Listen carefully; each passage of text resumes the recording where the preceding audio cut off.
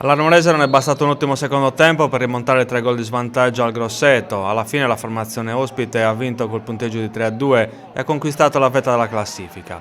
L'Arnorese parte forte, al primo Gagno chiude su Fall dopo una punizione di Pisano. I verdazzurri insistono, al decimo su punizione Bagaglini di testa manda fuori la palla di poco. Al 16° ci prova Del Sole dalla distanza, ma il pallonetto non c'entra alla porta. Inaspettatamente però al 17° il Grosseto passa in vantaggio su corner con Palumbo che insacca di testa. Gli ospiti raddoppiano al 23° su punizione con Zotti che centra l'incrocio. La reazione dell'Arnorese arriva al 34° con Cadau che ci prova dalla distanza ma Gagno para. Il portiere ospite si ripete su Alonzi solo in aria al 35°. Al 39° Pugedu scende sulla fascia e calcia ma Gagno para in due tempi. Il Grosseto chiude i conti al 42° con Palumbo che segna il gol del 3-0. L'Arnorese è viva e Cadau sfiora il gol costringendo da fuori aria il portiere alla deviazione in corner.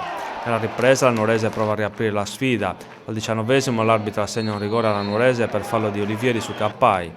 L'attaccante dal dischetto spiazza il portiere ospite. Al 26° l'Arnorese protesta per una trattenuta in aria su Cappai, ma l'arbitro questa volta lascia correre. L'Arnorese spreca l'occasione del 3-2 con Pugedu, che servito in aria da Veracchi, calcia in porta ma la palla attraversa lo specchio e finisce fuori, è il 40°. Al 43° Alonzi su assist perfetto di Cadau riapre la partita. Nel finale l'Arnorese tenta il tutto per tutto, ma il Grosseto con esperienza riesce a portare a casa 3 punti che valgono il primato in classifica.